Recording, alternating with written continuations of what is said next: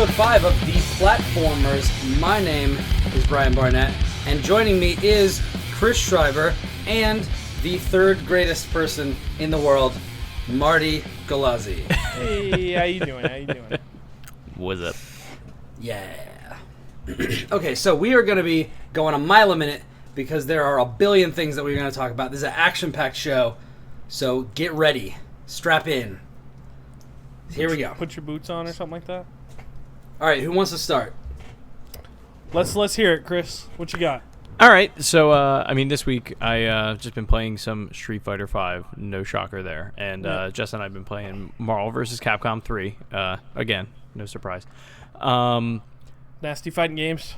So one thing I want to hit on before I get into my actual topic for this week is this PS Vita hack hit the internet. It did. Yes. I saw setting it, the world on fire. Yeah, I think I saw it yesterday morning. So basically what this is it's a firmware from... I don't know who the developer is. Henkaku is the name of it. Yeah. But so what it basically is, it's a firmware update that runs, or custom firmware that runs on the latest firmware, which is 3.60 as of this recording. And what it lets you do is run homebrew applications on your PlayStation Vita. In other words, if I were a developer and I wanted to make something like an emulator to let me play Game Boy Advance games or NES games, things like that, you can run that now on your Vita by installing this application. I tested it on mine. It does work. How well? Although, so Brian said he got the Super Nintendo ones working. Yeah. Yes. I couldn't get that one working. I tested out the Game Boy Advance stuff, but And the GBA stuff works? yeah, GBA stuff works, but the sound is a little clippy. Some of the games have a bit of a frame rate issues. I noticed it with Kirby's Nightmare in Dreamland, but others are fine, like the Pokemon games and stuff like that. I had massive issues. Like basically the Final Fantasy VI on Game Boy Advance was totally unplayable. I didn't have the time to check a lot of other things, but that was the main thing that I was interested to see how it will perform. Yeah. Seeing as it's a very popular thing. It's highly rated and things like that. So it's super easy to do though. You just visit this website. I think it's like henkaku.xyz or something like that. Yeah. On your Vita. If you have the PlayStation TV or Vita TV, whatever you want to call it, there's a whitelister app that you can install. What that basically means is there were games that were previously locked out on the PlayStation TV that you couldn't play. These are Vita games. So like Uncharted Golden Abyss and the Ratchet and Clank collection, they just wouldn't run on it. If you run that whitelister app, that will let you play those kind of games on PlayStation TV. So that's kind of cool. Now, do we know if there are any performance issues with those? Like, do we know why they were blacklisted in the first place? I don't know why Ratchet and Clank was. I would assume it's because of performance. The main reason for Uncharted is because of because it has touch controls. Yeah, there's a ton of touch controls, and there are the what is it, charcoal rubbings that you have to do in that game. Yeah, the rubbings and all that sort of stuff. But you actually have to hold up your Vita, if you're playing it on a physical, actual Vita. You have to hold that up to the light. There's all kinds of weird gyroscope crap that they put in that game, which it was cool to play it on Vita, but but the Vita TV doesn't have any of that functionality. So yeah, I'm not really sure how you're going to be able to do that. I was also reading with performance stuff. I guess you can overclock the Vita now with this Henkaku exploit or whatever you want to call it. I saw that. Yeah, which is supposed to be pretty huge because I guess right now it's quite locked down to what developers can get out of the system. Yeah. I'll be interested to see if anybody homebrew wise tries to take advantage of it. I would think for some of the emulators they would have to. Yeah. But I just want to read real quick what the guys who developed, the team who developed the exploit said about it. Just says, We are all developers by trade, and we understand the problem of piracy that usually arises from breaking the security features of a device. The usual response from hackers is not our problem, but we believe we can do better. We carefully designed Henkaku to be as permissive as possible for developers to write homebrew supporting private APIs and the option to bypass sandboxes. However, we also made sure to make it as difficult as possible to repurpose our tools to enable piracy. While piracy is always inevitable, we will not make it easy. So basically what they're saying is there was a big problem with the PSP where people would download games and not buy them. It was part of the reason the PSP sold so many systems. So the Vita, they're trying to make it, these guys at least, they want to say, hey, run whatever you want on it, just don't steal Vita games. Support the developers. But so here's my question to you guys. And who's saying that again? It's the people that developed this hack. Oh, okay. What's up, Marty? I like that. So I'm just wondering, do you think Sony will squash this with the next firmware update? They'll try for sure. Okay, they have. And this isn't the first hack that's happened. For the Vita. This is definitely the easiest one, and it's the first. It's the first one I've heard of. It's the first one that doesn't use PSP. That's what a lot of them used to use. It would be like, go to the PlayStation Store, buy like I think one of them was like Metal Gear Solid, Portable Ops, and then you would get a save file, run the game, and then it would hack your Vita.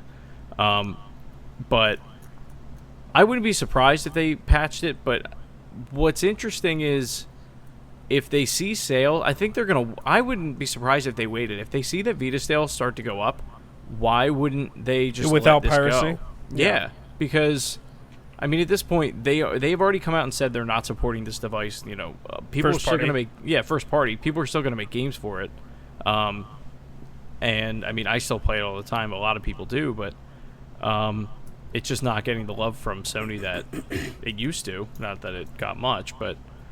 So I'll be interested to see when or if they do anything about it. Gotcha. Because this is the first time that I've been genuinely interested in a Vita, and that's kind of terrible because it's not for Vita. Like, the Vita experiences will be great, I'm sure, but I want a GBA and an SNES in my pocket. Like, that would be amazing for me because, like, all my advanced cartridges are done. Like, and my Game Boy Color cartridges are all done. Like, I've lost so much stuff, and I would really enjoy to play those games again and just kind of dink around with them and have fun. But do I spend $50 on a Vita if it's just going to get patched? And I also kind of have like a moral gray area about it. Like, am I stealing because I've owned the games? But is it wrong to be hacking their console? Like, I just don't know the. Well, so the ethics, right?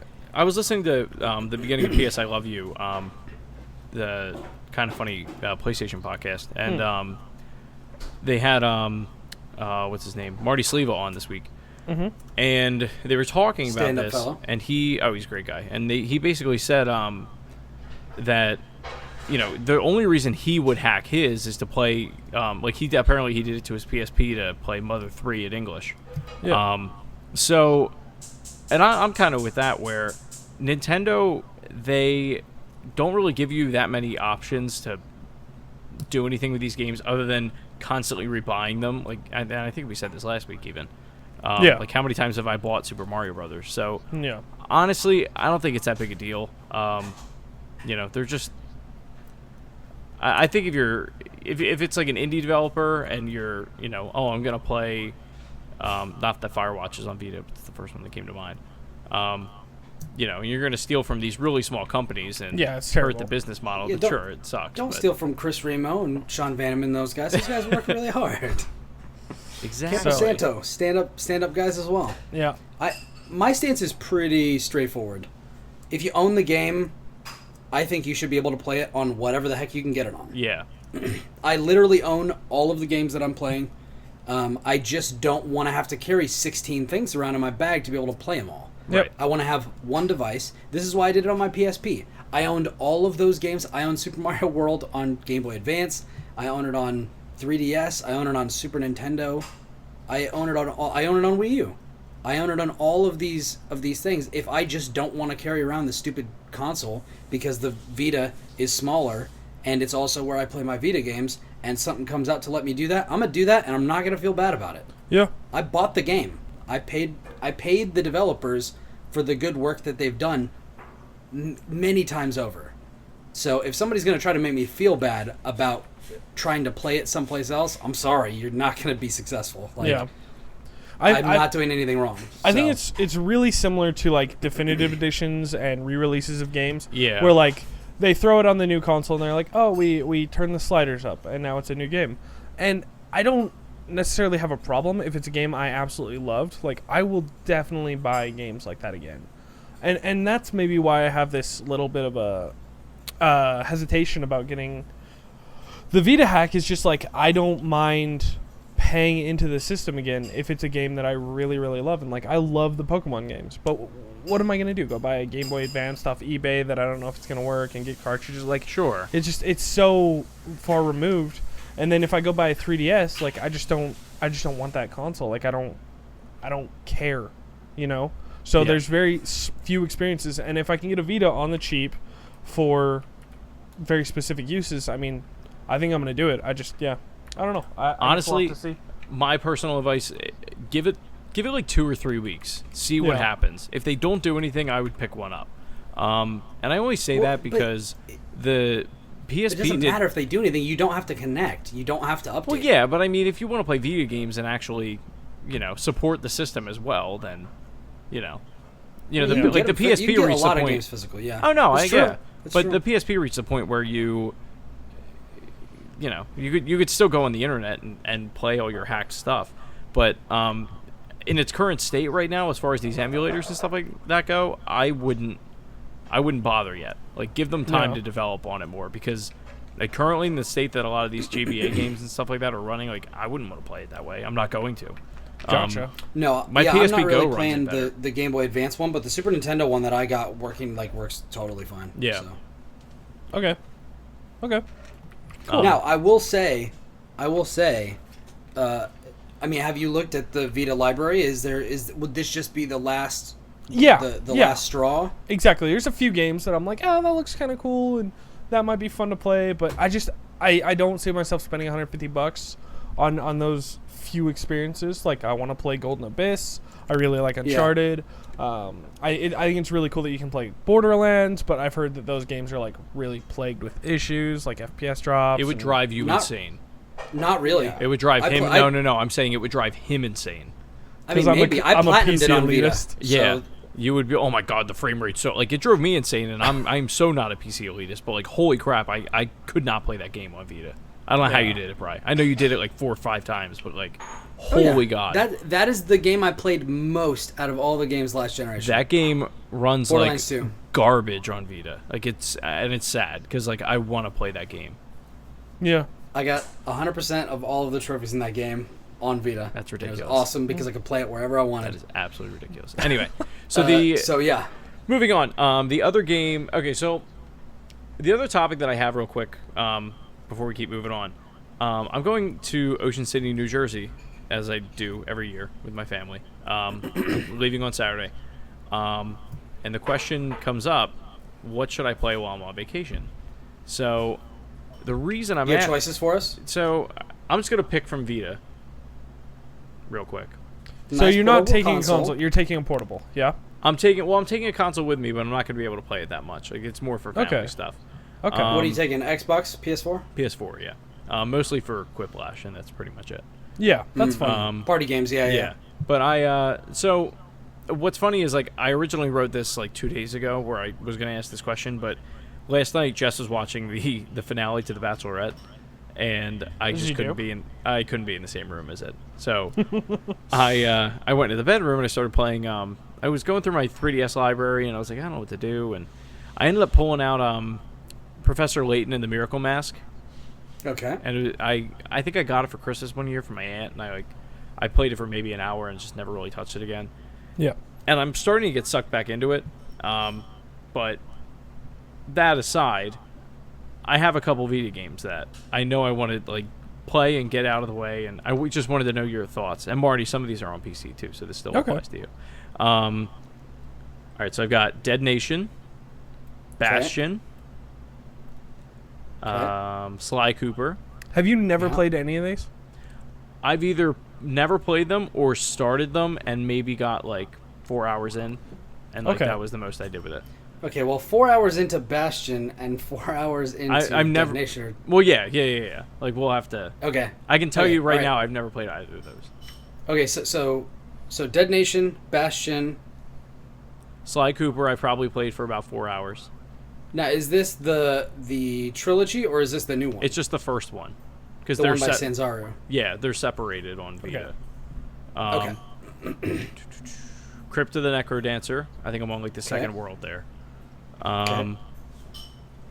Axiom Verge. Okay. Rogue How much Legacy. Verge have you played? I've never played Axiom Verge. I've never played Rogue Legacy.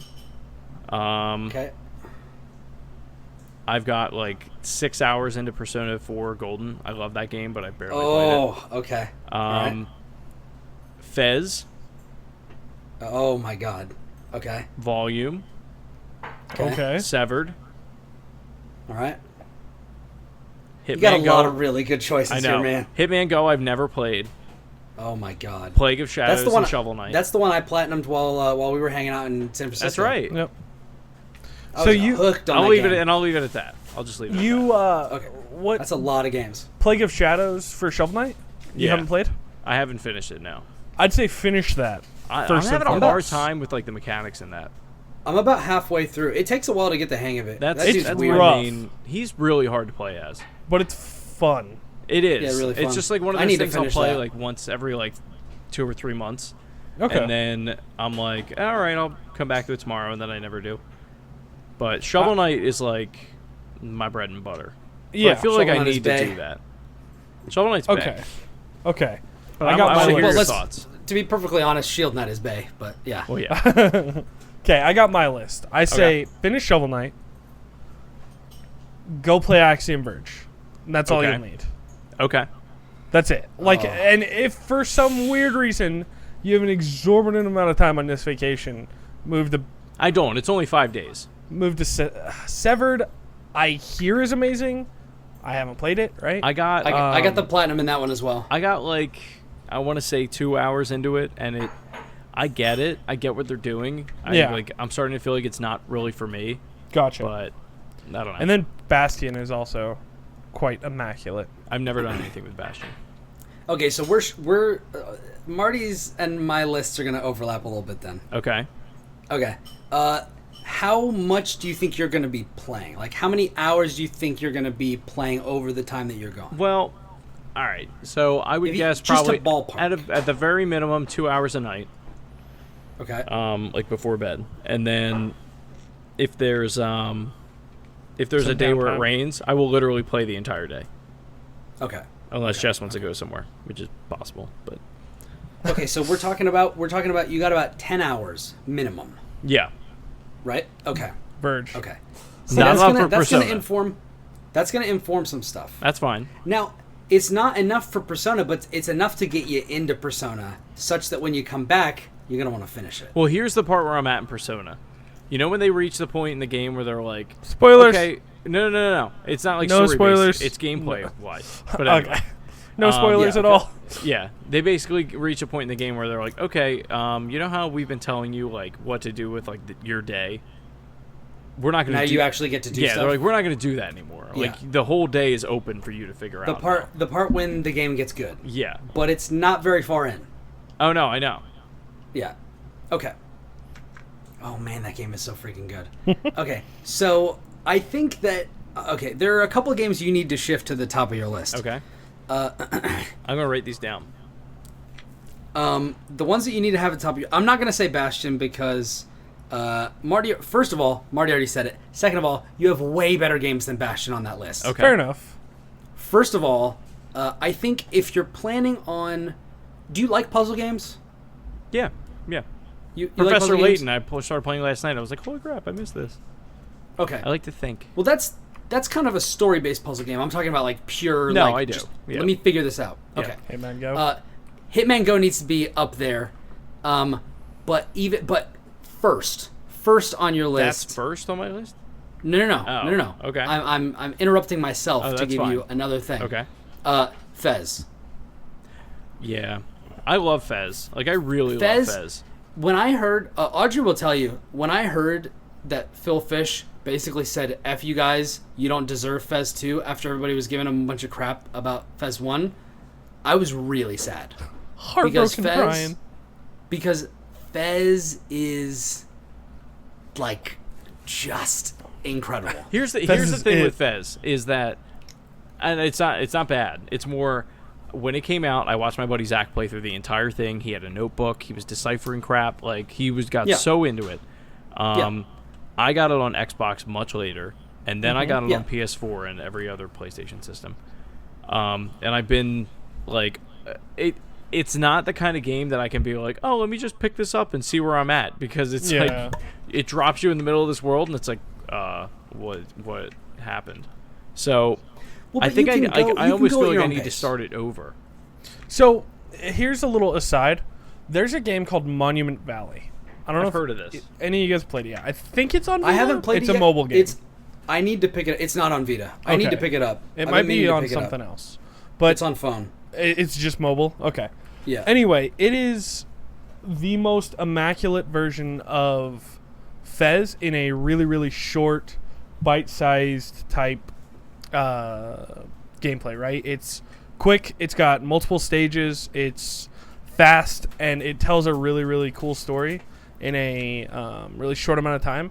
And I know a lot of people have that problem with Fez. It's like, oh, you quit playing it for a day or two, and then it's like, okay, I can get back in, and then you quit for a week, and then you're just totally lost. And that just doesn't happen. Like, Monument Valley. That was not my experience at all. A lot of people have said that just because of, like, how much the puzzles are. Well, it's the way the game is designed, right? It's just like you get dropped off, and I'm like, have I gone through this door yet? I don't know if I've gone to this section yet. And then I end up jumping around for like a half hour. There's a map that once you figure out, I found it incomprehensible at first, and then when I wrapped my mind around it, I was like, oh, this is like literally the best map ever. I need to see. All right, here. Let's. What else do you have on your list? And then I'm gonna check and see how much playtime I actually have in Fez. Okay. I'm gonna say. How much do you like Metroid? I love Metroid. Not as much as you, but like. Okay. But it's up there. Is it like Guacamelee? Actually, because like I would murder for another Guacamelee. No joke, dude. So would I. Axiom Verge is not Guacamelee. Nope. Okay. It's not Metroid, although it's closer to Metroid than it is Guacamelee. I will tell you this: the game has some. In my opinion, the game has some real big drawbacks. Not being able to fast travel anywhere stinks. Okay. And the game is real slow for like the first half. Until you get like 5 or 6 different abilities in that game, it's not that fun. Now once you get those and you can kind of fend for yourself and you're like in the later half of the game, it gets really fun. Okay. See, whereas I feel like Metroid actually, Super Metroid especially, holds its own when you have almost no abilities because of I don't know, just the way everything works together. Yeah. And I feel like too many of the bosses or enemies are like real bullet sponges. Right. And they deal a lot of damage early on. The game is hard. So, I'll give you that. The game is hard, and like at first, I feel like they do that too. Well, I guess he does it. It's made by a single guy. Tom Happ. Yep, Tom Happ. He does that almost to like get you acquainted with the game and not give you too much to worry about at the beginning because the game is very hard. But I found myself getting through the first really quick to where I had the abilities and I could, phase and do all that stuff. And I just really fell in love with the mechanics, and I never beat the game because I am terrible at that and I don't beat games. Like I'm just terrible. Okay. I move on way too fast. But I ended up watching a ton of people play it too, and just watching the better people at it. It's like Colin Moriarty on kind of funny with Mega Man, right? It's just so almost like surgical how they can move through this game, right? And Axiom Verge really lends itself to that kind of gameplay. And if you can really nail the mechanics of the game, it becomes almost like a symphony, right? Just getting through this is really fun. So I don't know how you've fall in that. I'm basically the polar opposite of Marty. I bounced off of it really early on, and then I came back and I beat it. Okay. Oh wow. Anyway, so let's move on from that. So I'm real quick, I'm gonna say my top contenders. You definitely need to finish Persona 4, even if now is not the time. At some point in my life, I will play that game. Like be up there. Yeah. My recommendations are gonna be, if you want something short, and you want something kind of action based, go with Bastion. Bastion's a solid pick. Hitman Go if you're feeling a little bit more puzzly. Axiom Verge isn't a bad choice. I actually think I preferred it on a bigger screen than the smaller one. I played it. I think I've heard that it, like, it's almost too small for Vita. Which typically is never a problem for me. I get sucked into the screen and right. I don't see anything else. I'm just like in it. So no to Plague of Shadows. Do you think I should play Fez before I play Plague of Shadows? I haven't finished Plague of Shadows. I can't speak to the rest of it. Shovel Knight's awesome. Plague of Shadows is awesome. Yeah. What I've played, I think I'm like half or 3/4 of the way through Plague of Shadows. I would say if you're like halfway through Plague of Shadows, finish that up first, and then go to like Bastion here's the thing. I'm a Hitman Go or something. I'm 43% through Fez. It's 2 hours and 14 minutes. Oh yeah. I'll probably just blow through that, and then I'll do Plague of Shadows. Here's what you do. Yeah. Well, I don't know, man. Some of those puzzles in Fez are rough. I have the internet. And by rough, I do not mean bad. I mean difficult. Well, no, that's yeah. I'll figure it out. So get ready to have your brains teaseled a little bit. I'll give it a shot. If I get frustrated, I'll do the Shovel Knights. Yeah, and then if you bounce off of that one, and you still want to play like a more fast-paced game, I would go with Bastion. Bastion is good. You can't really go wrong with that one. It's just a top-down kind of action game. Yeah. It's got an interesting story as well. It's like a role-playing action game. It's role-play light, but it's fun. Okay. It's like Diablo light, except with no loot gathering. Right. Yeah, and it's got a cute story and it's pretty cool. Fun, yeah. So Marty, what are these new Overwatch modes? I haven't played in like 2 weeks probably, so I don't know what this is. So starting today, they're doing Overwatch Summer Games, and it's all kind of Olympics based. It's got Olympics colors, and obviously not licensed, but it's kind of centered around this new game mode they're calling Lucio Ball, and Lucio is Brazilian in the game. He's one of the healers, and hey, that's the guy that I play. Yeah, he has an ability where it bounces people back.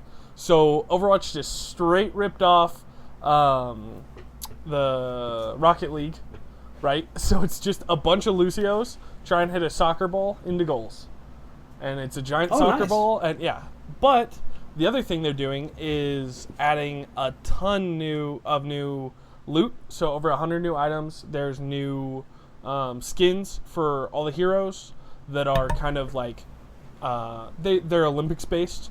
They're all the heroes in Overwatch have a country of affiliation, and so they're kind of drawing from those countries' Olympic outfits and colors, which I think is really cool. Yeah, it's just like a little nod. It goes from the 2nd to the 22nd, I believe. Don't quote me, but I'm pretty sure. And I think it's just kind of good to mix stuff up. And so I know Tracer sports the Union Jack. Oh yeah. Do we have an American hero? We do. We have McCree. And he is the cowboy, the revolver dude, right? Yeah, and he is the straight up wearing type? an American flag. That's awesome. It's awesome, yeah. So what's Soldier 76? I assumed he was also American. Okay, I figured he was, but I haven't seen all their new costumes, but that's I'm really excited. cool. Yeah. Does Winston represent the Congo? No, I feel like that's a little racist. He represents that would be awesome. The moon. Dude, racist. Congo, the movie is about monkeys. He should represent Harambe. There's nothing racist about that. Dicks out. He should represent what? Harambe. Harambe? Yeah. Okay, I feel like I'm the only person who doesn't know what's going on with Harambe. Like, what is this? Do you know? It's the gorilla. The gorilla that got shot because of the little kid. Okay. This is what I don't understand about this meme. Hold on. I got to go on a tangent real quick. Let's talk about memes. These memes keep coming up. Like, they're popping up out of the snow like daisies. Yeah. All right? Yeah. And I don't know that. Daisies, as we Out of know, the a snow. resilient flower that pops up through the snow. Clearly- Winter can't hold it down. Clearly, you are unfamiliar with the words of Mulan. Anyway, I'm but- sorry. Yes, I am. I never saw that. Not a huge Milan that is a fan. line from Mulan. Anyway, Everything I know from Mulan, I learned from Kingdom Hearts 2. but this thing happened like what, a month ago, Yeah, and now yeah. all these memes are just coming out of nowhere. And they're terrible. Now- I don't understand it. Now, to be clear, I heard about the monkey. Yeah. Right. I just Gorilla, didn't know gosh. that it was named Harambe. Harambe. His name Yeah. is Harambe, and he was the gorilla glue that held this country together. All right. Harambe was an inside job. It's terrible. And There's ran. too many memes. It's here. way more funny. It's way more funny because Gorilla Glue is an actual thing. Oh. And I have to say, All right, Dad Brian, explain the joke for us. Thank you. I have to say, all the while we're having these conversations, I'm looking up at the art design that Chris sent me on that fight stick, and that's all I'm seeing as we're having this conversation. There's We're not going to some talk about it. Inappropriate designs for fight sticks. If you We're not going to talk about it. But it's like I just look up and I just keep seeing that as we're having this conversation, just so you have a frame of reference. Oh my god. Anyway, so that's Overwatch. Is that the only new mode in there? That's pretty cool. Yeah, so that, like I said, there's tons of Lucio Ball's the only new mode. Tons of new stuff called Summer Games loot boxes. There's new skins, new highlight intros, and more. So yeah, it's the 2nd to the 23rd is how they're pegging it. So Okay, and they so changed all the backgrounds and stuff. Cool. So you were talking about new stuff for Overwatch, but I hear you also know some stuff about new stuff for Destiny. I Is do. that right? Yeah. So Let's get a quick rundown of that. yeah, there's a little article that came out about Destiny. I think it's the cover of Game Informer this week. And so just quick rundown. New raid. It's called Wrath of the Machine. Oh. The new light level will be 385 with the cap going to 400 once hard mode of the raid comes out. There are new artifacts that are, I guess, just random drops, at least what we understand now. But they will do things like remove sprint lag, which is kind of huge. And like, there's one. Wait, is that like when you sprint a certain number of times and then you can't sprint anymore for a while? Yes. Oh, so that'll be you're just gone? Like, yep. Oh wow. That's Only really with cool. this item, though. Right. Right? Oh, that stinks. Well, get the They item. should just get rid of that in the game. And then there's another thing where they're called artifacts, and another one will do melee enemy units, and you will gain their allegiance for a short time. Oh, So you that's kinda make cool. Like a pets. charm. Yeah, exactly. There's a few Crucible things that came out, but no one's really sure. They're just kind of teasing with them. There's a Festival of the Lost, which is their Halloween festival, which is coming back out in October. Sparrow Racing League will come back in December. Oh wow. And, yep. And then there's a new Crucible mode called Supremacy, which they're going to debut at Gamescom. And there is a new Horde mode called Archon's Forge. No info about that, but it's cool to know that they're adding more variety in the game. And then they're going to retool the Devil's Lair and the Summoning Pits strikes. And they're going to reappear in Rise of Iron. So I think it's big. We'll see. You think people are going to come back to Destiny? People are already... Yes. I do think so. I don't think it's going to be as many as came back for Taken King. I can guarantee you that there will be at least one less person that comes back for Rise of Iron that went back for Taken King. There you go. Do you guys So, see yourselves going back? I want to, because the game's amazing. 0% chance. Destiny is the best shooter of this generation. Yeah. I disagree. Other than Overwatch, for me. I And would Overwatch agree with that. isn't a shooter necessarily, right? Overwatch is a MOBA-style, team-based game. But like, it's not a MOBA. It's a hero shooter. Yeah. I mean, but like Destiny, it's Halo, right? It's the best Except feeling that it's shooter. not Halo. No, you're right, but it's No, he means everything it's on that Halo echelon. did. Yeah. You know. I was... The funny thing about that is I was just thinking today about how much Destiny is not even close to how good Halo is. Nah, you're crazy, man. I really think Destiny is a better game. Let me just put it this way. I leveled 3 characters up to max level on both Xbox One and PS4. I played in the Friends and Family Alpha, the regular Alpha, and the Open Beta. Okay. I played through and did everything that there was to do in the game. I got all the achievements except for like maybe 2. That being on both said, consoles. Bri, I've played enough to be able to tell you, and I've played all the Halo games. It's not as good as Halo. I mean, that's your opinion, but here's It is. Go ahead. It Go is. ahead, Chris. no, I was gonna say, I was waiting for you to be like, Destiny's garbage. I was gonna be like, well, you played it that much. Yeah.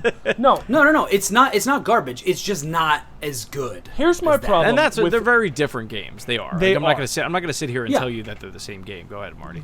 I have a huge problem with people, not with you. I mean, especially with you, Brian. You're the worst. But when people sit there and they're like, worst person in the world. exactly, Destiny is terrible because they didn't add this content or they didn't keep up here and there, and they only had one raid at launch. And it's like, okay, so in Halo, and they always compare it to Halo. Halo is so much better because it's Bungie. Of course, that's the straight across comparison. That's how that's the only thing that you can really compare it to.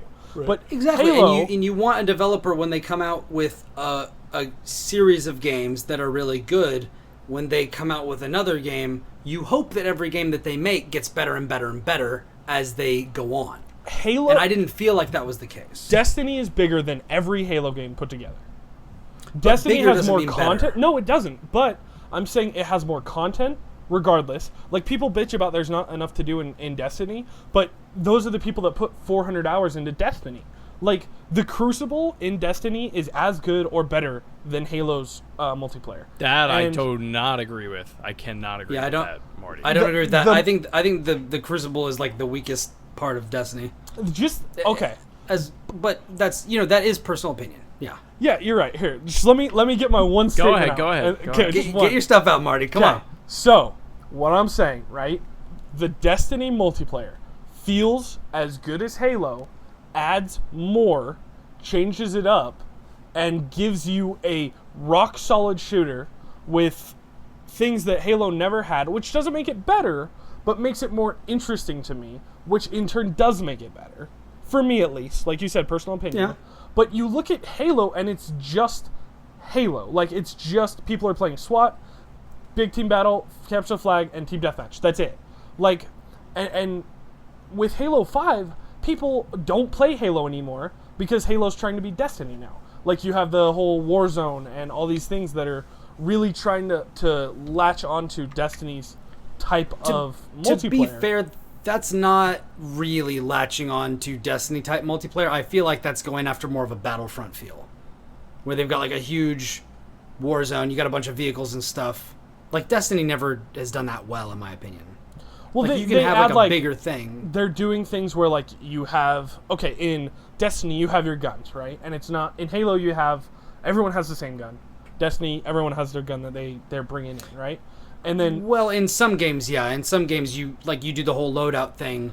yeah, that's what I'm trying to get at. Like, they're Yeah. changing it so it's like you can pick these different guns and attachments now and all this great stuff, and that's cool. I'm glad Halo's doing that, but they're just, in my opinion, chasing after Destiny. Destiny is literally, in my opinion, the best shooter of the generation for the way it feels, the way it handles. I've never felt a more weighty gun than I did in Halo.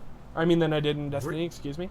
Really? Yeah, absolutely. I feel the exact opposite. I feel like none of those, they all feel like a bunch of pea shooters to me. I don't know. Even the God, real really? heavy hitters. No? Yeah. Oh yeah.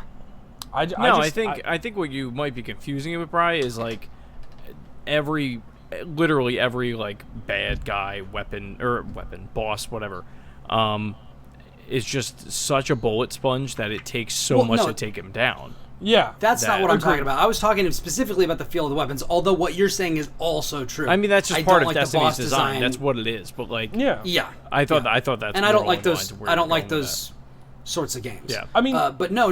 I'm talking about like the feel of like if you get a gun. Like there are certain guns that feel better, but I feel overall that the guns feel like very lightweight and plasticky. They just don't. They don't feel substantive the way that like a gun, like a DMR in Halo does. Yeah. I feel you. I don't know. I understand, and I don't know. I guess we'll just agree to disagree, but especially like the fact that everyone has a shotgun in Crucible. Like if you want it, And like it's just a one shot, and it's perfect. And like you feel so powerful. I think it's immaculate in my opinion, the way that they did. Not that they need so much improvement, but I think they made the beginning of. First of all, everyone played Destiny, everyone bought it, everyone owns it, everyone put tons of hours into it. So the people that bitch about it is like, you did what they wanted. You played the game. And I partially did it to support my buddy who was working for Bungie. They didn't need your help. Just say. No, but I it's just like we know somebody who's a writer for Telltale. Telltale Batman Episode 1 came out today. It doesn't matter whether I was going to buy it or not before. I'm going to buy it because I want to support her. Yeah, absolutely. I want to give, Me too. Give a shout out to Nachor and, all of the writers over there. Mrs. Nicole Martinez, MVP of Telltale. Yes. Writer of my favorite Telltale game. So shout out to her and Zach Keller and the rest of the writing team over there at Telltale. Yeah, you guys are all doing fantastic work. Doing God's work. Now, I can't speak to the quality of the new Batman game, but I have played I think everything except the Minecraft game, and I like them all.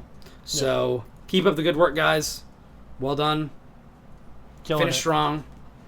Anyway, so after that, that quick diversion, I want to come back and just say that I'm really glad that you like Destiny, Marty. Thank you. I wish I still did.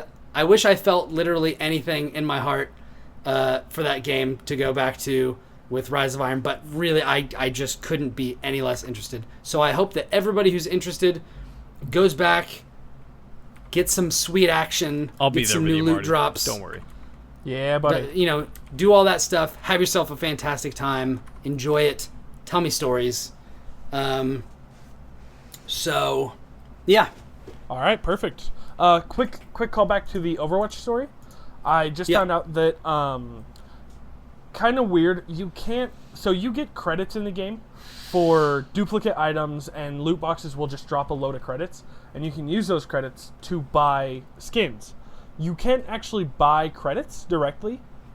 You mean like but you can buy loot boxes, right? Which will then give you credits, maybe. It's random, right? You can't buy the new skins with credits. They're only available in loot boxes.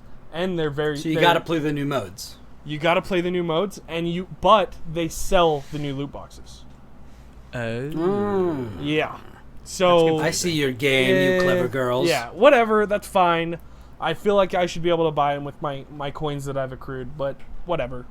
So I'll just play. I'm not gonna buy loot boxes, so whatever. But it's fine. Cool. All right. Okay. Well, friends, I actually have to leave a little early today. So you guys are going to yell and scream and support all sorts of things later for me, right? Before you leave, why don't you tell everybody? Where they can find you? Hey, you can find me at Podcast Martin on Twitter. And check out the SoundCloud. We got some surprises coming up there. Some new stuff. Looking cool. Looking spiffy, as they say. We'll see. Yeah. All right. Most check definitely. Us out. Also, if you're a game dev, give us codes. Yeah, that would be Please. helpful. That would be great. So much money. We'll talk about your game, I promise. And we All won't lie, though. It will tell you that it's terrible, probably. If it's bad, just Marty, don't codes. reach out to bad devs. It'll be bad. You're right. I won't. All right. If you're a bad dev, don't expect an email. All right. Hey, have a good night, guys. Thank you so much for listening. See ya. Take care, man. Later. Bing Rewards Program? What is that? Yes. Okay. So here's something that I figured out this week. Okay. I found out something, and this is a PSA, which is, for those of you who don't know, a public service announcement. I would hope they would know what that is, but... A la the old G.I. Joe PSAs. Like, hey, maybe pay attention to stuff that you're cooking while you're cooking it, so you don't set the whole house on fire. I remember the one where it was about brushing your teeth, and he was like, don't leave the water running when you're brushing your teeth, because it's wasteful. Remember, knowledge is power. And now I don't do that. G.I. Joe! The real American hero. Real American hero. Anyway, yeah, so fantastic. So I found out I've been using Bing as my default search engine at work for a long time. Okay. And I logged in with my old Hotmail address, which is attached to it because Hotmail is now part of like Live, which is the Microsoft like login program. So you can use like a Live account, an Xbox account, and my Hotmail is attached to that. So I logged into Bing with that, and it was like, oh hey, and then I set it and then I forget it. Right. And then some months later, I just went back and it had like some notice or something. I was just kind of poking around the profile and it was like, hey, take a tour of the different things you can get with Bing Rewards. And so I looked through there and it was like, hey, you've got this many points. You want to look through what you can redeem it for? And I was like, yeah, okay. And so I just scrolled down the list and it was like, blah, blah, blah, blah, blah, card to this restaurant I never go to, card to this place and venue that I never go to, Xbox Live credit. Interesting. Was this for like a gift card or like however many months of Xbox Live, or how did this work? So basically, when you search using, and this is not a sponsored segment, you guys will know will be very public and very transparent. If we're being sponsored by somebody. I'm looking this up. This is just something I figured out, so I wanted to let you guys know so you could get some extra scratch, if you know what I'm saying. So basically, all the times that I'd been searching with Bing, it had been adding points to my account. And then after you get to a certain amount, I think it's like 300 points or something, you can cash that out for a $3 gift card to the Xbox Live Store. Oh. And I had like 1,400 points. And so I was able to get just $13. Boom. That's cool. Just like that. And since I cashed those in, I got another $3. So basically, if you search for a lot of stuff on the internet, because who doesn't, Google's not going to give you anything for doing it. But if you use Bing, you can maybe get some Xbox money. So if you're an Xbox gamer and you're looking to save some money on some of those season passes or some of those indie games that you like so much, maybe consider that. You know what? It's funny. Now that you're talking about this, on Google Chrome, if you go in the store, they have, I think it's like Bing Rewards like extension. Is like all it is. I don't think it works anymore, but I definitely have it installed in Chrome. Where no matter like what you're searching in, like it would try and piggyback rewards like back to you. But nice. I don't think it works anymore because I have like 49 points. So don't use that. Okay. Just use Bing, like Brian said. Yeah. Yeah. Anyway, so I'm very pleased with that because that basically means that when I pick up Inside, it's basically going to be free. That's cool. So that's pretty hot. So I'm very into that. Just wanted to put that out there in case you guys didn't know because I didn't know until I started poking around. So there you go. So this week I played a couple of games. Most of the time I was playing World of Warcraft with my buddy getting ready for the Legion expansion. Nerd. Starting up a new character. Yes, very, very nerdy. I'm having a blast. I started up a druid so I could shapeshift into all kinds of weird forms. I can turn into a bear. I can turn into a lion. I can turn into a giant owl. I can turn into an elk. Cast some spells and all sorts of business. Wow. Anyway, if that's too nerdy for you guys, then let's move on to my next pick, which is a genuinely spooky game. Now, it's a spooky game, but it's also a very pixelated game. And it is the top-down spooky adventure called The Count Lucanor. What is this on? This is on... I got it on Steam. Okay. It was on the Steam Summer Sale. It was one of those games that I picked up. The backlog that I am going to work through all of it. I'm telling you this right now. I'm committing to you. I keep telling you and this. to all of our listeners, I'm going to get through it. I will tell you, I played through it and I beat it. Remove that one from the backlog. How big is your backlog now? Your Steam live? I'm pulling up my Steam right now. Because it can't be that Jake's up here much. on the desk. You're relatively new to Steam, right? For the most part. I mean, no. No? I've been with Steam since, what was it, Half-Life or Half-Life 2? Oh my god. All right, never mind. And then I went away and never had a PC for a long time. No, I was a very early adopter because one of my buddies, actually my friend that helped work on World of Warcraft when it was first launching, they had a deal with Vivendi, and so he sent me my copy of World of Warcraft, and one of his accounts, and then he also sent me like a copy of, I think, Half-Life 2 and different stuff like that. And since then, actually, I've gotten some press accounts and different things like that. So like I've got access to the whole Valve library and different things like that. But okay, so my backlog right now is Jake. Get out of here! Stop eating my copy of Office. Get out of here, you joker. You sly boots, you. So I've got a couple of games. We'll run through these as you did with your Vita collection. Okay. Mark of the Ninja. Okay. Batman Arkham Origins. BioShock 2. Brutal Legend. Far Cry 3. Half-Life 2. Kentucky Route Zero. Pillars of Eternity. The Talos Principle. Undertale. I think that's it. That's it? Those are all the Steam games that you haven't played. Those are all the Steam games that I own that I have not played. Wow. Since I started on Steam, I bought the BioShock trilogy, I bought Count Lucanor, I bought Dark Souls Prepare to Die, I bought Doom, I bought Her Story, Pony Island, South Park Stick of Truth, Stanley Parable. You've been doing work. And I played through all those. So, do you want to hear... why I laugh when you say, I'm going to beat all these games? Because I didn't know it was that few. You want to know how many games I have on Steam? How many? 233. And how many of those did you beat? On Steam, I don't think I've beaten a single one. I'm almost positive I've never beaten a single one. Because what ends up happening is like... It'll be like follow through. It'll be like 99 cents, or it'll be in like a Humble Bundle, and I'll pick it up. And I'll be like, oh, but I have this on this system. And then I'll just play it on whatever, like PS4 or Xbox One or whatever. Okay.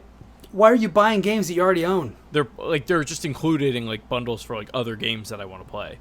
Oh, well, those don't count. But that's my library. That's how big my library is. Like I've probably but don't. I've probably beaten I'm talking about 50 of these on other consoles. Okay. How many?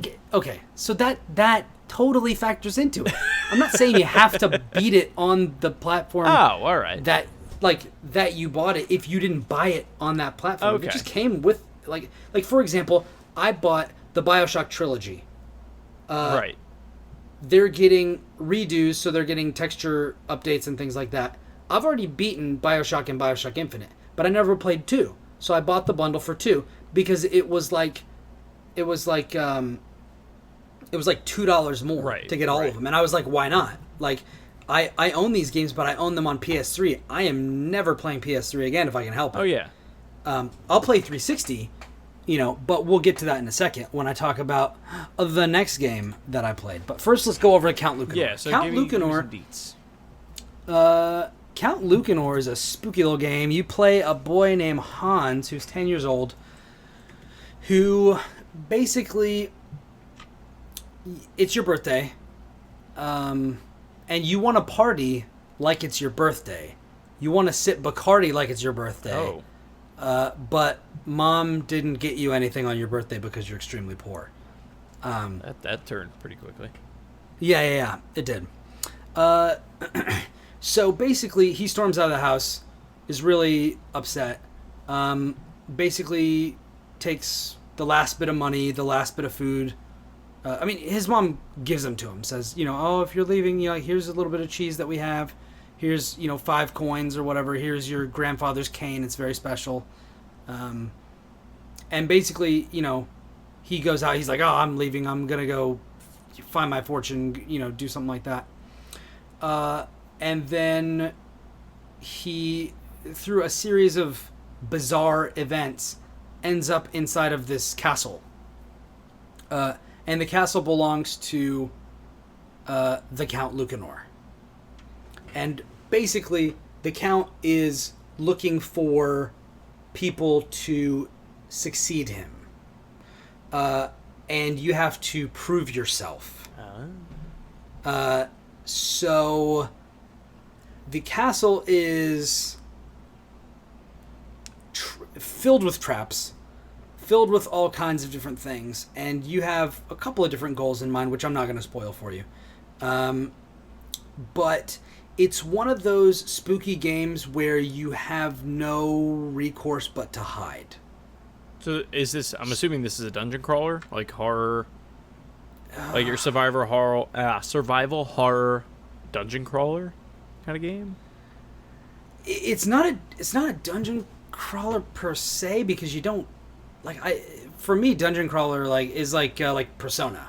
Right. Like you go up in, you go to like your Tartaruses, you work your way up floor by floor, slicing down enemies with swords and magic and junk.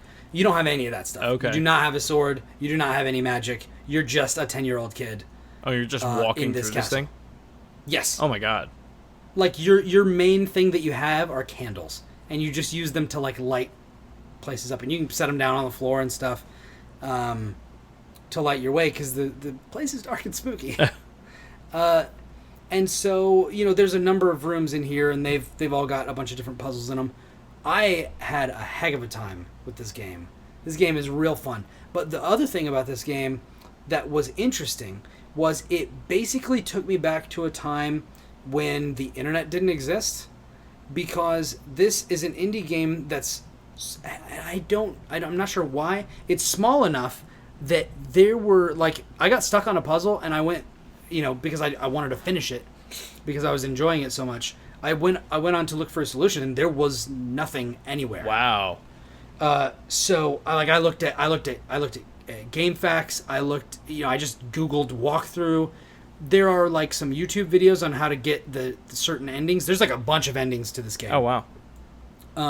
There's 6 or 7 endings to this game.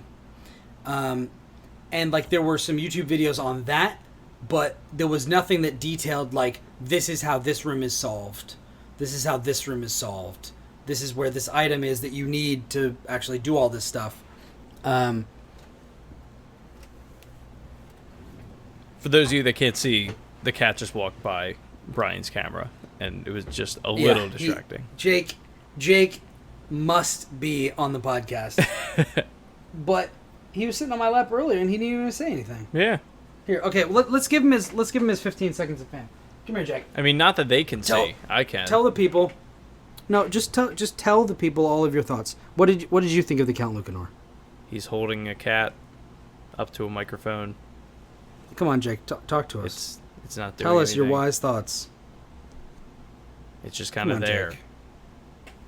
Jake, don't you want to share with the people? Where's your wife? Don't keep it all bottled up. Don't keep all your wisdom, hidden under a bushel. Okay. He's gone. And he's going to immediately try to jump up on the desk again. Anyway. So it's a real spooktastic game. It's real freaky, and there's a lot of weird, messed up stuff. So don't play it if you like cutesy games. About how long is it? Don't mind. I beat it in one day. Hold on, let me look it up. Let me look up how long I actually played it for. Because I'm always surprised. The more I play, indie games like this, what was the one on PS4? You're a kid and you start out as a pixel. Adventures of Bob or something. I forget the name of it. Yeah, I heard of that. Yeah, you start off as you go between the bits, so you're 8-bit, 16-bit, and 32-bit and stuff like that. Adventures of Pip. Adventures of Pip. Yeah, that's close to Bob. Yeah, 3-letter word. It's a palindrome. So I played the Count Lucanor for 4 hours and I beat it. Okay. So it's a nice short romp. It's really inexpensive. I had a lot of fun with it. One thing I should mention. Be stingy with your coins, because you don't get many coins and you have to use them to save. Oh, okay. It costs 1 coin to save, and they're pretty hard to come by. And there are other things, you could potentially use all your coins to save and then not be able to get an item that you need to progress the story, or to get a certain ending. Okay. So there was some stuff that I didn't. There's a key that you need to buy that's 10 coins, and it unlocks a whole slew of doors. I just never went into any of those rooms because I couldn't afford it. Oh. Because I would get wrecked, and when you continue, it's from the last time that you saved. I know that that's like not a really weird thing to say, but with some games you can hit. There's like a continue game and load game option, and the load game option will continue you from your last save, but your continue option will just keep you going from where you were. Right. Not this game. Load and continue are basically like load is just a way to switch between if you've been playing it several different times. Oh, okay. So like if you've only got one save game, going throughout the whole thing, then continue and load, same thing. So it'll if you haven't saved in a while, be careful because there are some things that can kill you in one shot, and they're real hard to run away from. It's not super punishing as long as you're careful. It's like Dark Souls. It's not hard. You just have to be careful. You gotta play it smart. And play smart. I highly recommend it. It was a lot of fun. So there's that. The other game I was playing this week is a throwback because I've been playing so long on Xbox One and PS4 and PC. I actually played a game on 360 this week. I went back and fired up Super Meat Boy. So you've played this before then? Yes. Okay. I have it on 360 and I have it on Vita. Okay. What were you playing it on? I was playing it on 360. Okay. So, and the reason was I was going on to download some games. Like some of the games with gold games for, this month. Oh, on Xbox One, you mean? On Xbox 360, actually. Oh, wow. Okay. I've got on my PC. I've got my Xbox One on the main TV because Audrey likes to use it for voice commands and things like that. Right. We've got a big TV. We've got the PS4 and the Xbox One hooked up to that. I've got my computer in here, and I've got my 360 and my PS3 hooked up here. Oh, cool. So I don't even know why the PS3 is hooked in. I got it back from my brother who I gave it to, and I got it back for one reason because I wanted to play through Demon Souls, and then I did, and now I really have no use for it. If I'm gonna play a game, I would much rather play it on 360, especially since backwards compatibility is a thing. Like I love what Xbox is doing with their ecosystem, and now they're gonna be doing stuff with PC. I hope that it goes fantastically. Big fans. Speaking of Xbox. Xbox One S is going to be out pretty soon. No, it came out today. I think it comes out a little bit later. Really? Because I kept reading all these articles that say it launched today. Let's verify. Let's see. I had a buddy who was saying that it was coming out. That or maybe it was the embargo lifted. But it's out. It does say that it's out. Weird. Okay, well, there you go. There you go. Go pick it up. I was correct and also second guessed myself and then was not correct and second guessing myself, which just shows what they say in test taking holds true in real life as well. Trust your gut. There you go. Trust your first answer. Yeah, so Xbox One S, pretty cool. HDR, very small, no power brick, whisper quiet, performs really well. Where was this when the regular one came out? This behemoth that's taking up my entire bottom of my entertainment center. I got to tell you, I hardly play my Xbox One right now just because I'm playing all these PC games and stuff. Yeah. And I'm sorely tempted to get an Xbox One S because they're freaking so awesome looking. It is really sleek. I really like... And it's so... it is so much better. Yeah. I really like it in white. It's like the slim, 360, the one that they came out with that I've actually got. I got that after an R2D2. Yeah, I picked that up later. Yeah, like a little bit after it came out. My problem again is Scorpio, and it's the same thing that I ran into. Mm-hmm. Jess and I were like hellbent on getting another PS4 because we were going to put one in the bedroom. And once all these PS4K rumors came out, or PS Neo, we stopped. But I would totally get, if I didn't have an Xbox One now, I would probably consider picking this up. Although, I don't really play Xbox One, but I don't know. Yeah, that's just a personal thing. But anyway, so that's cool. So if you do not have an Xbox, and you're not interested in waiting till the end of next year to get like their big new upgrade, you want something now, or you just want a 4K Blu-ray player, this is the cheapest one you can get. Yep. So this is I imagine it would be different if this was like the first Blu-ray thing, because then it would be like in a PS3 situation, or like where DVD was with the PS2, a way to get it into people's houses because it was an inexpensive, option for that. But if you're interested in that, go ahead and pick it up. If you're looking for a new gen console and you haven't picked one up, Xbox One is awesome in my opinion. I love it. Yeah, I mean, especially really if you're only playing, third-party games, it's phenomenal. I mean, and it comes with a 2 terabyte hard drive, which is like, in my opinion, the biggest gripe that comes with having an Xbox One is like if you don't have an external hard drive, or a PS4, yeah, or a PS4. I forgot I even upgraded mine, but. Because, oh my god, the way that Xbox installs games, it just eats up memory. So like, it needs that bigger hard drive. And, without it, it makes it really, really these terrible. new generations need more space. Yeah. And this one gives you a bit more space. I've got an external drive on mine, like a 5 terabyte. So I could just, like, literally unplug this one, plug this one in, and just keep going. But if you want something that's going to stand alone, something that's going to travel easy, this is a solid choice. Yeah.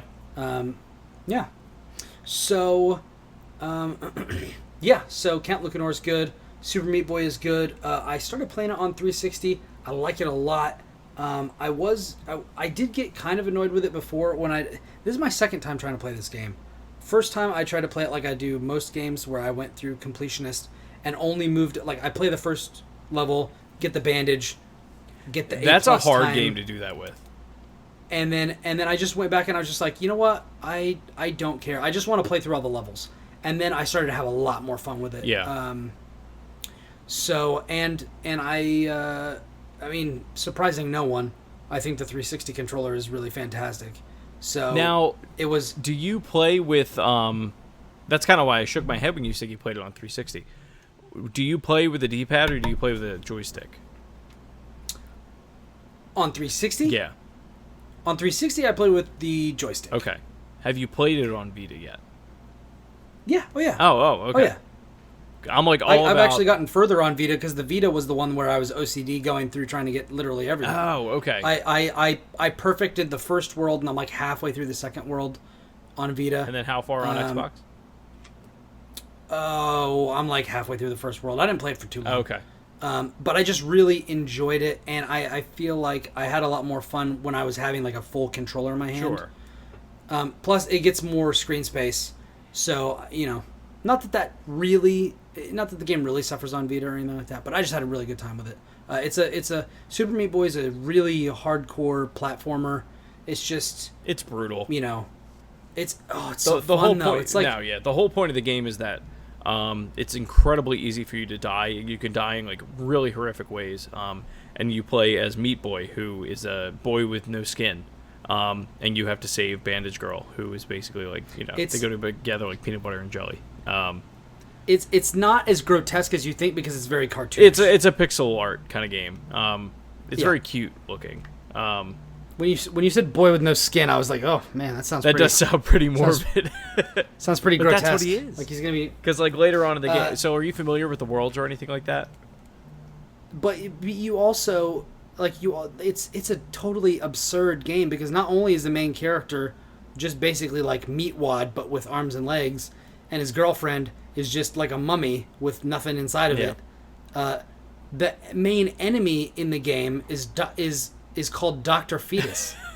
And it's a fetus in a jar with a monocle and a suit and a top hat. Yeah. And he keeps stealing the girlfriend away. Like your goal in each level is to get through all of the ridiculous like rotating saw blades and piles of bones and all sorts of stuff. Oh, is that salt? Oh yeah, it's salt. That's a salt factory. Is World 2. Oh. Because you're made of you don't have any skin. As soon as you touch it, that's why you die. Yeah. Okay, I've been playing it on Vita, so I can't see any of this stuff. Yeah, it just looked like a pile of bones. I was like, man, these bones are really sharp. I keep falling on them, instantly dying. These skulls are so damaging. The salt factory. Yeah, so that makes a lot more sense. It kind of makes me wish that there was like a snail game where you had to just avoid salt and different things like that. Yeah. But anyway, so it's fun. You basically travel through each of the levels. You get to his girlfriend at the end of the level, and then Dr. Fetus teleports in, snatches her, and goes to the next stage, basically. And there are bosses at the end of each of the worlds and stuff like that. It's a lot of fun. So I've just been, kind of farting around with that. And then We Happy Few came out on early access, and what? No, I was gonna ask what you thought of it, because I keep hearing a lot of mixed reviews. Apparently, you can beat it very quickly. I mean, it's an early access game. It's not the entire game. The game isn't even coming out for another 6 months to a year. Oh wow, I didn't realize that. So there's a lot going in this game that is not in it now. So I wouldn't be worried about that. Plus, this is a procedural game. Like, it's procedurally generated. So, like, a short game doesn't necessarily mean... Yeah, okay. Exactly. So I wouldn't put a whole lot of stock in that, but I will say this. It is interesting. And if you saw the kind of the trailer or the teaser, that's the opening of the game. You can make different choices, which I thought was interesting. So, like, for example, basically, it's a game that's set in, like, the 60s or 70s in England, in a town called, I think, Wellington Wells, something like that. And everybody has these weird kind of white masks on. They look like mimes. But it's a whole society where they're all taking this drug called joy. And it basically just makes them happy. So it's a civilization where everybody's working, and the whole goal is just to be happy and do your job and stuff. And so you start in the preview as a character that works for the censorship bureau, and so you're like censoring these different things and deciding which news is okay to put out and which isn't. And then he sees something that jogs some unhappy memories for him. And he realizes maybe it's been a little bit too long since he's had his joy. And so he pulls out one of the pills, and then you get to choose whether he takes it or doesn't. I didn't, and then he gets up, and, a lot of different things happen, like in the trailer, and different things like that. But it's interesting. The first bit is mostly scripted, although you can still wander around and, like, check notes and stuff. There's a lot of environmental storytelling. There's an office next to his where I found some notes to management that were, speaking ill of the character that I was playing as, and different things like that. I mean, you could just walk past it and never even look in there. Oh wow! And then there was another office that I looked into, and there was like a welcome back, streamers and stuff across. But the office was in like disrepair. Apparently, that person hadn't been back to work in a while. Maybe where are they? Oh, Something happened to him, And then he goes out and looks, and there's a lot of weird stuff going on. And so, basically, they figured out pretty quickly that I was what they call a downer, which is somebody who's not taking their joy. And then, like, some police started running after me. I had to run away and different things like that. And the game basically starts from there. And then the first puzzle is you try to get out of a particular room that you're in. I didn't get a whole lot further than that because it was pretty late when I was playing it. Okay. And I had a lot of other stuff that I had to do. I'm going to go back and play some more and see, what more. But it was very... it confirmed my suspicions that it's kind of Bioshock-like, except it starts from a very different place. The tone is very similar. It definitely seems that way. Just like the almost controlled hysteria is a good way to put it. Yeah. Just the way that those other characters, they're all kind of in unison, thinking like, well, we're not crazy, you're the crazy one, and like just ganging up and trying to kill you. Like, it's a cool concept. It was when I was being chased, it was very much like being chased by splicers. Yeah. Except that I inevitably got caught because it was a scripted event. Right. But it was a lot of fun. I had a good time with it. I'm very interested to see what more it does. But I'm a little bit hesitant to play too much more because I am interested in seeing what the game is once it's finished. Yeah. But apparently, like, the stuff that you pick up in different places is going to be different from playthrough to playthrough. So, like, maybe you don't find a certain thing, or maybe you find something that helps you in a certain way. So, I think it's there could be potential for a lot of replay. It definitely seems like that kind of game. Yeah, so something to keep an eye out on. That's awesome. Oh, man. So, you got anything else? The only other thing I wanted to touch on, just because some of the Pokemon Sun and Moon got some updates. Or we got some updates about Pokemon Sun and Moon, I should say. Okay, all right. We're going here. So let's do it. I'll be swift, because I feel like I'm like the Pokemon guy on this podcast. This is like all I ever talk about. No. But I am. It's one thing if we're talking about Pokemon Go. If we're talking about like an actual, this is Pokemon a real. game. All right, yeah. So Pokemon Sun and Moon. No offense, Niantic. Although I really wish that you'd get your stuff Yeah, together. they really need to. I'm a little peeved at them right now. But anyway, so we got some news that Pokemon Sun and Moon is going to be coming out the end of this year. This game takes place in the Alola region. I keep wanting to say Aloha, but it's not. I wonder why. I wonder why you might want to say weird, Aloha. Isn't it? It's so close. It's on the tip of my tongue. Anyway, so why? Explain to the people why you might be wanting to say Aloha. So, the way that this game is set up, and it's the first time a Pokemon game has done this, is they've set up different islands in the Alola version, or the Alola region, which every single island... Which is basically Hawaii. It is basically Hawaii. And every region is basically known for a different element. So there's like an ice island, there's a fire island, there's a ground island. You know, like you have. Yeah. Ice islands, fire islands. Yeah, that's a thing, right? It's just your average fire island. Yeah, no biggie. But alongside that, they announced that there are going to be Alola versions of different Pokemon that already exist. So now this part I actually thought was super. This cool. is very clever, but all right. Well, I'll let me go through it first. So, they showed off a few different designs. So there was Vulpix, Ninetales, Sandshrew, and Sandslash. They showed off their Ice type iterations. They have different artwork, which is really cool. Different character designs. They have new moves that we've never seen them use, especially those characters or those creatures, if you will. But I don't know if they're going to do this for each one. Like, this is the problem that I have with this, is they haven't really come out and said it. Like, OCD me is going to be really annoyed if there's only a Sandshrew, like, normal guy, and then the ice one, and there's not a fire one, but there's a ground. Like, I need it to be uniform if they're going to do this, and I don't think they're going to do that, because think of how many character designs that they're going to have to come out with, only because of the fact that there's, 800, 900 now? I don't even know what the number is, what the Pokedex number is at this point. Yeah, no joke. It's pretty huge. That's my biggest gripe with it, but... I mean, I can pretty much guarantee you they're not going to have them for everybody. They can't. I mean, because, okay, did you play X and Y? I did. Okay. I'm just going to come out and tell you, it's going to be like Mega Evolutions. I know.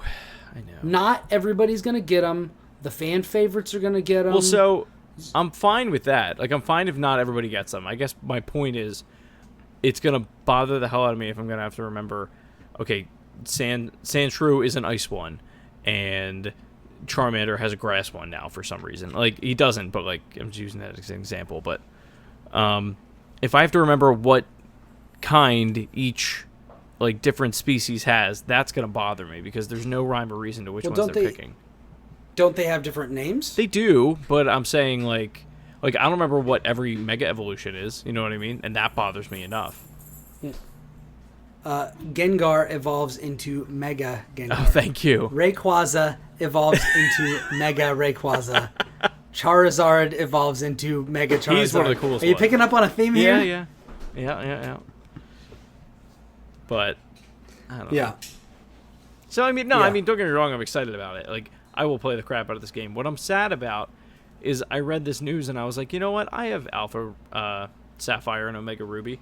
I should try and get back into this. And I started it up last night, and I think I turned it on, and I was just like, I don't know where I am. I don't really know the status of my mons. I don't want to do this. And then I just turned it off, and I ended up playing Professor Layton. I hope that isn't, I don't think it will be the case with this game. I didn't like a lot of the design choices they made with Alpha Sapphire. I know it's like very minor compared to what they did, or compared to X and Y. Yeah. But the whole like Poke Radar thing, and it's like, oh, it's nearby, you gotta like sneak up to it, and like that whole thing, that drove me nuts. Like I couldn't deal with it. So I mean, you didn't have to use it. No, I know, but it was there. It just bothered me. Yeah. I mean, hey, you are entitled to every one of your opinions, including that Destiny. No. Yeah, including that now that Marty is gone, Destiny is the worst game of all time. No, it's not. It's not. I had a lot of fun with it. It's one of those games that, like, if you're not playing with a spectacular group of other people that you're it's terrible. If you're playing it by yourself, it's terrible. Don't play that game alone. Yeah. Go get some friends. Oh, but and then play better games. The other thing that they showed off with with Sun and Moon is that Executor has a new I love version, this. And basically he's just really tall. He's a hybrid between an Executor and a giraffe, which is kind of dope. That's really all it is. Wait, he's a cross between Executor and Gearfrig? Yeah. Oh god. I didn't know that that's what it was. I saw something on his tail. I didn't. Oh no, man. I'm kidding. I don't know. I don't know what it is. All I know is we're getting deep in the weeds. Yeah. On some Pokemon He's got a stuff. super long neck, and nobody really knows why. But it's like the memeiest thing that they've done in a while, with the exception of oh man, what's the Pokemon I tweeted about? Unbearable. I mean, or it whatever? makes sense. He's a. Oh my god, don't that's the talk best to me about one. that. He's the best one. They're so bad. A lot of the new designs are real. I like the horse. He's cool. Yeah, okay. Mudslap, I think his name is. I don't know, but anyway. Yeah. He looks all right. To be perfectly honest, the ones that look the best were the Vulpix, Ninetales, Sandshrew, Sandslash ones. Those are the ones that look beautiful coolest. looking. And Executor, ones, absolutely. Yeah. So basically, it makes sense. He's super tall because he's basically a palm tree, and he used to be a short, fat palm tree, and now he's just a big, tall one that looks like an actual palm tree. Okay, so this is set in Hawaii. It makes. I legitimately did not put that together. No? Like, until you said it. I feel like the dumbest person alive right now. Because I did not think of that literally at all. I was like, why does he look like that? That's dumb. And I just moved on. And I was like, oh, look, memes. Well. Yeah. Well, anyway, I'm glad to bring revelation. Just the light, the light bulbs just switching on all over the place. Oh. Crazy. Okay, well. You got anything else? No, that's all I've got this week. Oh, man. What a whirlwind episode. Just a fantastic whirlwind of an episode. You are such a dad. It makes me want to throw up. What? Wow, fellas, what a whirlwind. This has been such a adventure. Well, what do you want me to do? Scream obscenities? What would Jesus do? I mean, I could. I could if you want. No, that's all right. No, it's just a lot of stuff. No, it is. We got a lot of news this week. Thank you, ladies and gentlemen, for joining us on the 5th episode of The Platformers. My name is Brian Barnett. I'm Chris Shriver. You can find us and our ghost companion, Marty Galazzi, on Twitter.